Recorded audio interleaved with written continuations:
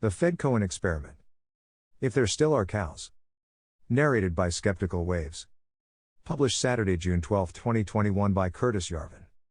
The other day I made, in my prosy way, two simple if unusual economic points.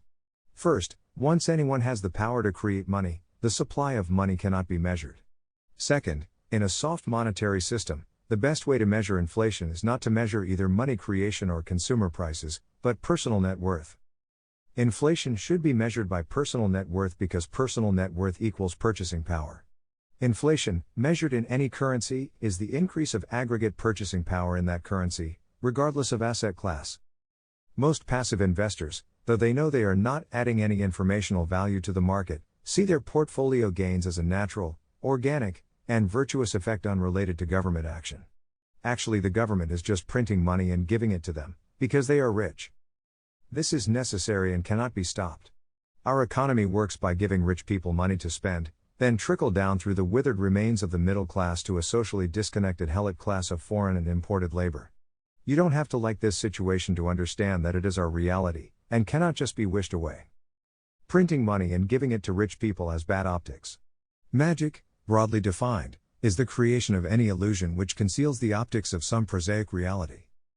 If you doubt the presence of magic in our current financial system, here is a thought experiment which should bring home the first point, the immeasurability of a soft currency. We'll just replace the soft currency with a hard one, and see what happens on stage when the magic smoke machine stops working. A hard currency is one whose supply is inelastic. In the thought experiment, the Fed creates a central bank digital currency with a fixed supply, like Bitcoin, Fedcoin. A real CBDC as we know it today is just a digital fiat currency, built using 1990s rather than 1970s software, without any batch processing or paper belt legacy. We'll be building something different.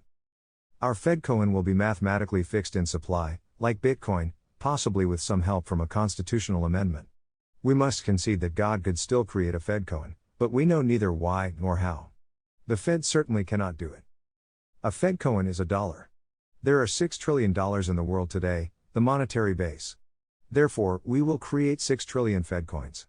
Lately this number, aka M0, has been going up a lot due to COVID. Usually it is pretty stable. Let's imagine, with sweet optimism, that COVID is over and the monetary base is back to being stable.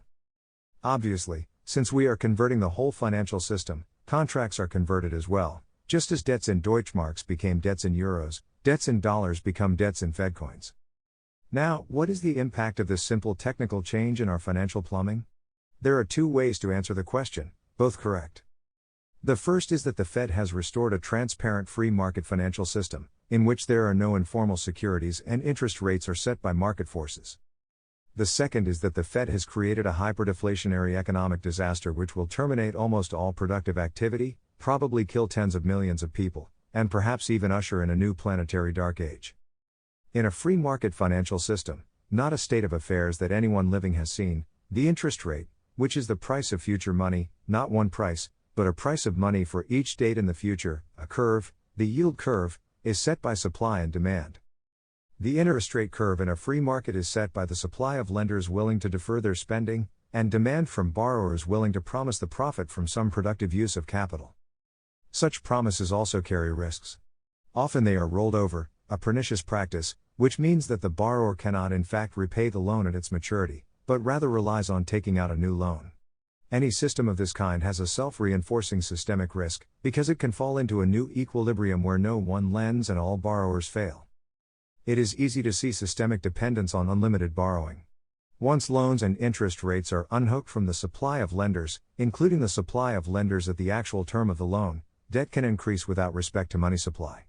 When this connection is suddenly restored, the economy must prepare itself for a violent shock. It has returned to reality in the simplest possible way, by colliding with it at full speed.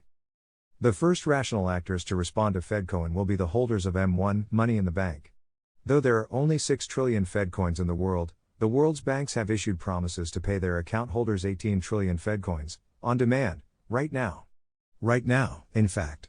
Right now might be the right time to make that demand. These banks are solvent. They have assets worth more than 18 trillion Fedcoins. But worth, in a free market economy, is whatever the market will bear, right now. First, right now, everyone is selling promises of future dollars, and no one is buying. Second, these assets themselves are future promises totaling more than 18 trillion Fedcoins. When there are only 6 trillion Fedcoins, how can all these promises be made good? Obviously, they can't be, without rolling them over and inflating them away. Which now can't happen. So these promises actually can't all be good. These M1 deposits, really zero-term loans from you to the bank, are insured. To be exact, 18 trillion in promises of Fedcoin is insured by about 100 billion Fedcoins. Or would be if FDIC held dollars. Instead it holds treasury notes, which, well, you know. It is a good assumption that any promise of future payment is worthless. Since more or less no one is ready to trade a promise of future payment for present money, interest rates are more or less infinity. There is not even a way to measure risk-free interest rates. Since that amendment, even U.S. government bonds are no longer risk-free. The ratio of USG debt to Federal Reserve base money is, as usual, ridiculous. Everywhere you look, everything is a game of musical chairs. Everyone's rational incentive is to convert all financial assets into base money, as rapidly as possible. The entire financial galaxy is sucked instantly into this black hole, and anyone who is even slightly late is converted into X-rays and radiated across the event horizon. This is the result of your Austrian economics. Everything financed is ruined.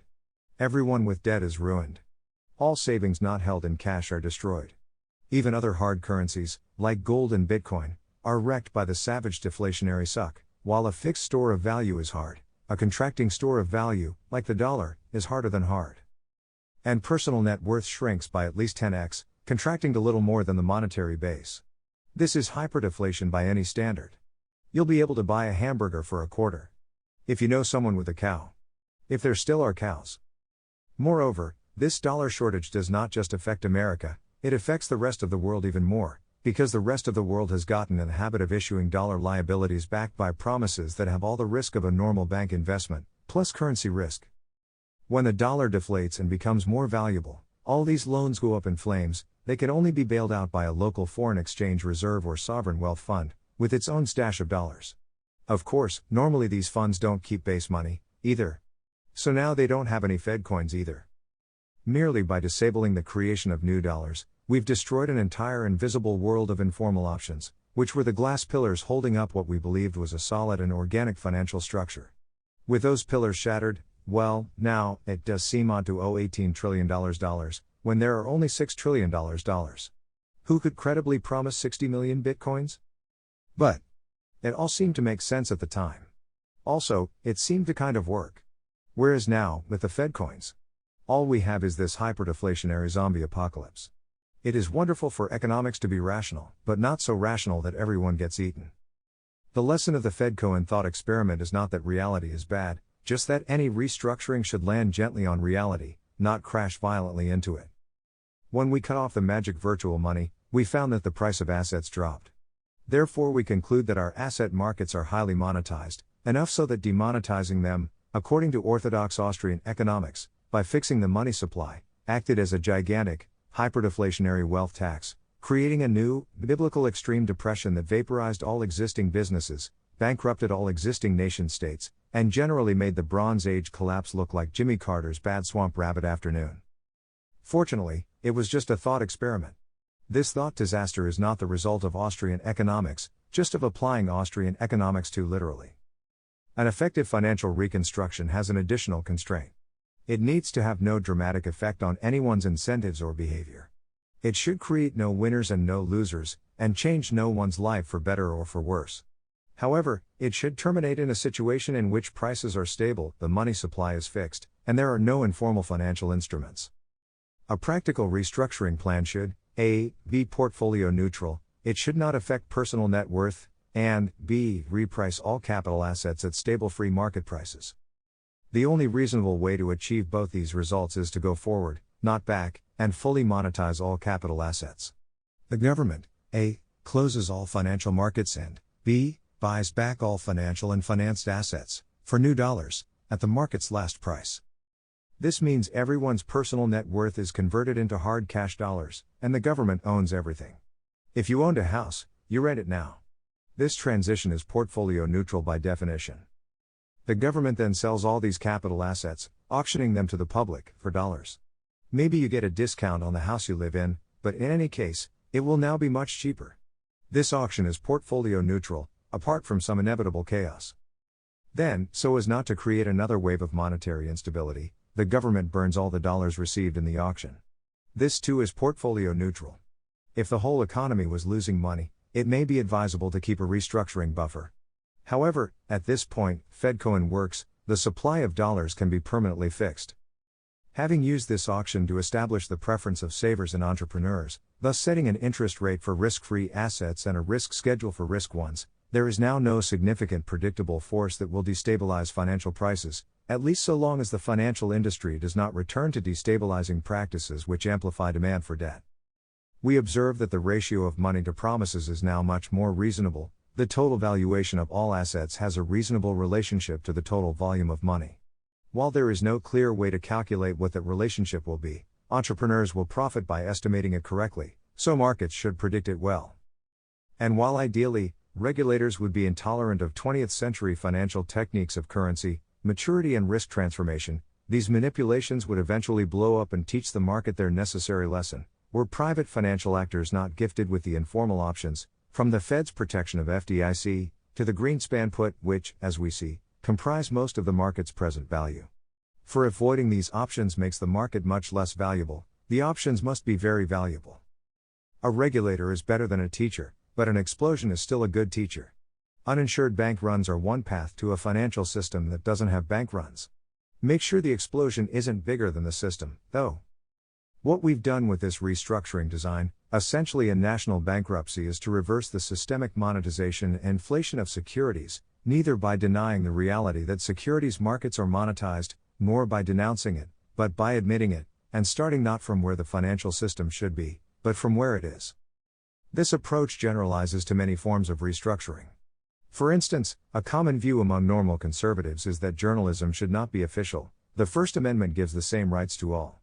Therefore, Julian Assange or James O'Keefe has just the same right to steal government secrets and sell them as any neat reporter. Note that amateur journalism, contrary to the pride of all bloggers, was already a thing over a century ago. Paper is a pain in the butt, but paper still kind of works. One way to fight this reality is to deny it. This is a great way to, at best, produce tired, ineffectual imitations of the official press, without impact or interest, or, at worst, end up where Julian Assange is. Another approach is to denounce it, calling for everyone to have the right to steal and publish secrets, a reform that is impossible and literally makes no sense, as it would have to privilege bad actors with intents far more sordid than the need has ever imagined. But once we admit that the mainstream press is an informal government agency, or we admit that the financial system is propped up by a river of informal subsidies, we find it quite possible to imagine practical reforms. These reforms will always require more power than any actor in an oligarchical system can possess. They will usually be too recondite for most voters in a democratic system to understand. But this reveals the path through which any actual solution must pass. Once you eliminate the impossible, whatever remains, however improbable, must be the truth. Subscribe now.